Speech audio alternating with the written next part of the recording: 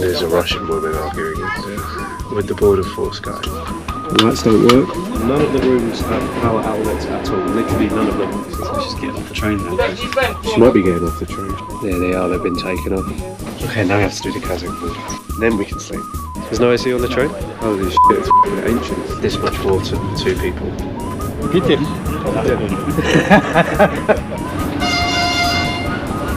On the train, it's hot. How's your experience so far?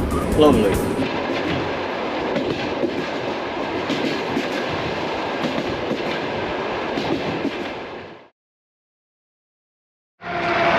Right, good evening from Bishkek 2, Bishkek's main international train station in the centre of the city.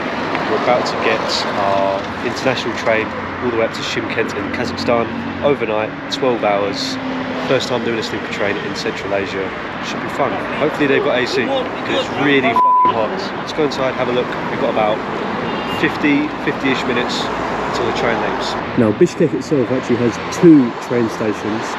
This is Bishkek 2, built in the 30s by the Soviet. Takes into account some Central Asian nomadic style architecture as well. But to be honest with you, I thought it'd be a lot bigger than this. Hopefully there's at least like a shop or something once we go inside. I don't know what I was expecting, but it wasn't this. It's quite small in here, but look at this beautiful pattern on the roof. It reads Kyrgyzstan USSR. And this is the station here, so you've got your domestic departures over here. Got like Tokmak, Lugachi. Not that many trains that actually depart here. There's usually like 1 a day on different days of the week. And then over here you've got international, mainly to Moscow through Kazakhstan as well. So ours is at the very top, the number 317, going from Bishkek all the way to Moscow. And you can also get trains to Kazan and Novosibirsk. 11 trains a week. And that's all there really is to this station. Our train's already out there, we can get on if we want to. Don't have much else, just like a ticket office, toilet. But it's a beautiful old Soviet era building. Here's your ticket office, cashier. Thankfully most signs here are in Kyrgyz, Russian and English. The problem is, once we get to the border of Kazakhstan, they have to change the gauge of the train, which can take a while. It's probably going to be quite loud, we're going to be stuck for a while. You don't want to be doing that in the middle of the night, so hopefully it should just be an hour or 2 to the Kazakh border.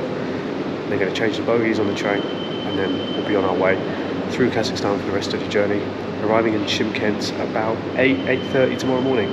They've even got a history board about Bishkek. In the last decade they've renovated a lot of it. It does look really nice, really clean, really airy, beautifully decorated. Perhaps these were restored recently. Seems like quite a few people are turning up as well. You have to go through security when you arrive, and that's literally all there is to it. Not even a little magazine, a little shop selling water. But I guess you have some stuff on the train as well. There's not AC. There's no AC on the train? Holy shit, it's fucking ancient.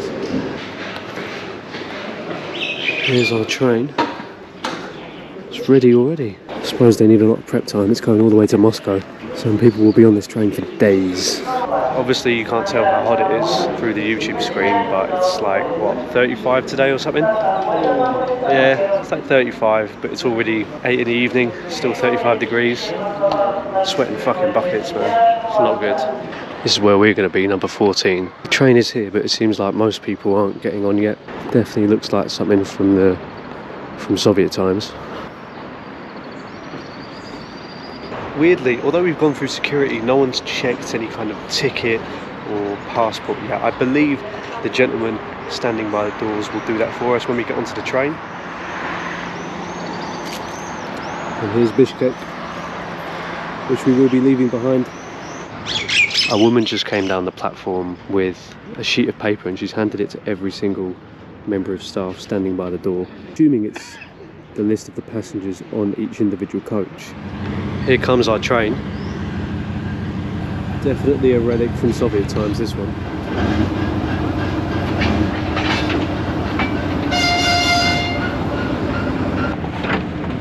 Shymkent, да? Британия, да? Оба. Питер.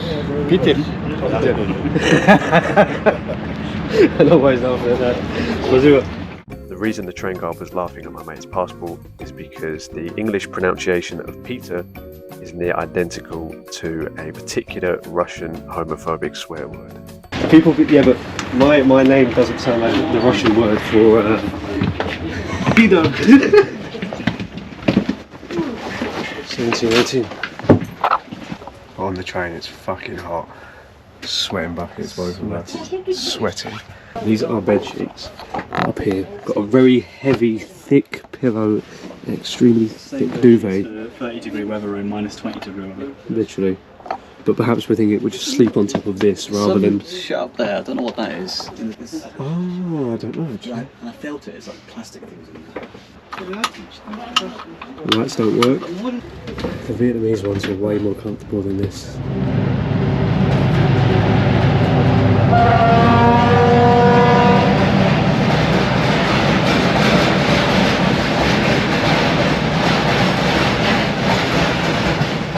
Okay, we're moving. Left near enough on time. 8:41. They're checking passports. Are they checking passports again? The airflow is yet to improve. But we're not going that fast yet, so we'll see how we go. As fast as we go. Might be. I can see the smoke coming from the front of the train all the way back here. We're like car 14. So we just had our passports checked again, and before we left we got given these. I'm assuming these are just like sheets to put on top of the leather, because there's no way anyone is using these at this time of year. 35 degrees outside. It's going to be 40 tomorrow, thank God we're leaving.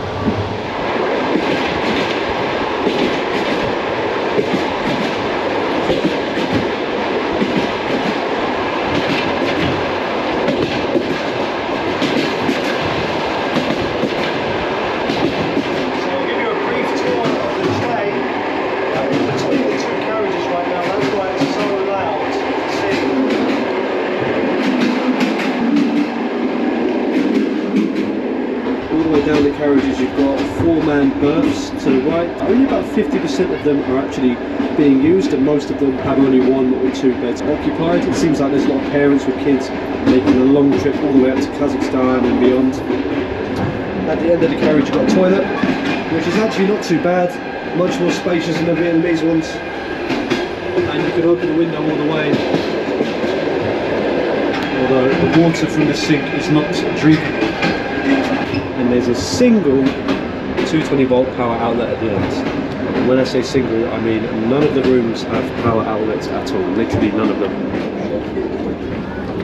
And here we are.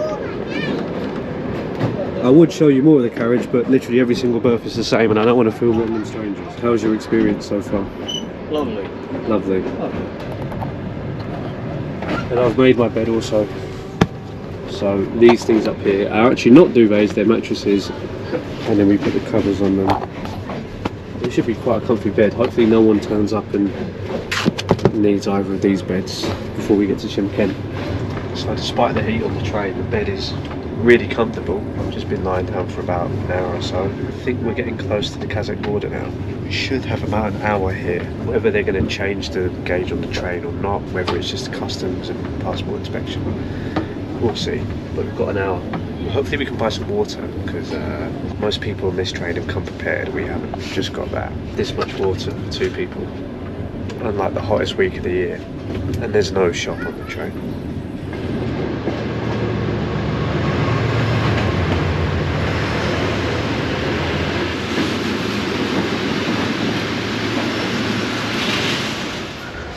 Right now it looks like the guard is opening the door on the other side. And this station is over there. This is Kanadi station, which is I think the penultimate stop before the border. So any kind of checks you've got to do here.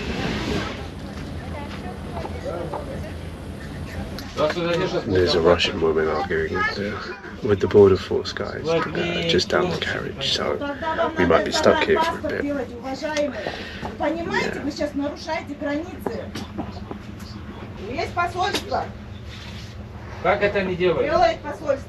Something about a passport or something, I don't know. Keeps complaining about Kyrgyz people. So she's getting off the train then. She might be getting off the train. She's pissing off the border girls, that's why she's definitely getting off. Yeah. I want to get off the fucking train. It's too hot. The train guard said he'd get some water for us, so he emptied the rest of ours into that, and then he disappeared with our bottle to go and fill it up. And like half an hour ago. Yeah, literally like 20 minutes ago. We haven't had our water back yet. But maybe he's preoccupied with this. There they are, they've been taken off. We might actually be moving now. Not sure what's going on. Passport issue. When we're moving and when the air's flowing, it is very comfortable, very cozy here, being stuck here. It's not good. Yeah, I haven't moved for an hour and 10 minutes. There's also no like plug sockets in this room. And reading lights don't work, so like you can't even just sit and stare at your phone because you don't want your phone to die. I've got to maintain my charge. Oh, yeah.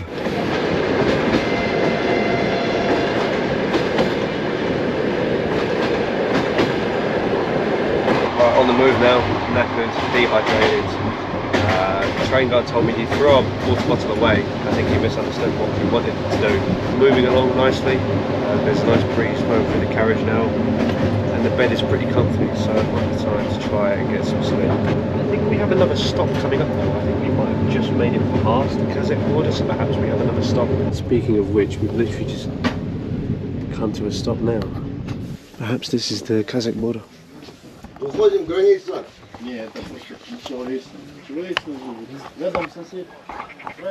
Okay, now we have to do the Kazakh border. Then we can sleep.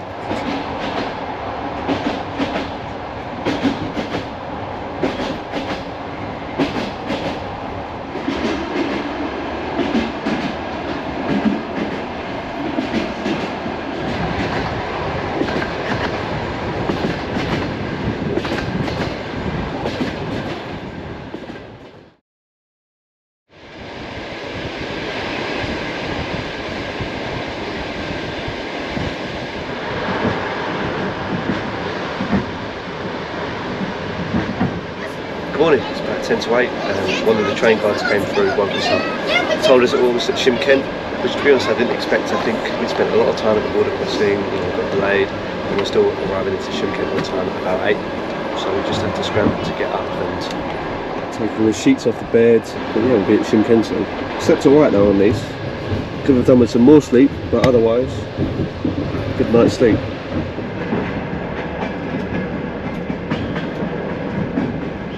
Right, made it to Shymkent, just got off over there.